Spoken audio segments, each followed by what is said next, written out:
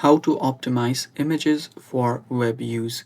Hello guys, this is Atticus and welcome to another video. In today's video, I'll teach you guys how you can optimize images for web use.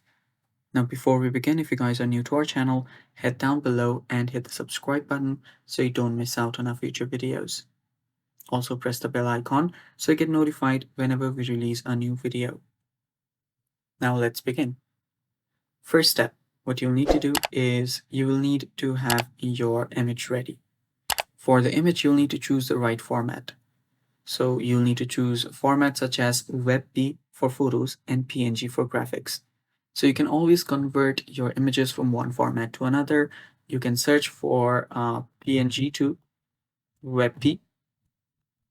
You can find the converters on your web browser. You can see the converter. You can head over to the Cloud Convert website right here and simply upload an image. So here you can select a file, tap on select file,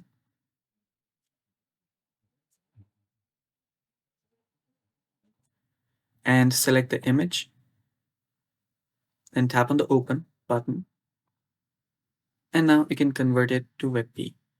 Tap on convert and it will be converted. So you can do this vice versa as well. You can convert your uh, WebP to PNG, and that's basically one thing. And yeah, you can use WebP for photos and PNG for graphics. Also resize them to correct dimensions to avoid unnecessary downloads. So you can resize them. You can use your own, photo editor that you use to resize them to correct dimensions.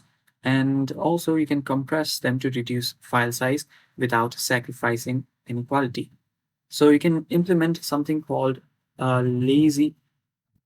You can implement something called the lazy loading. So simply search for lazy loading image.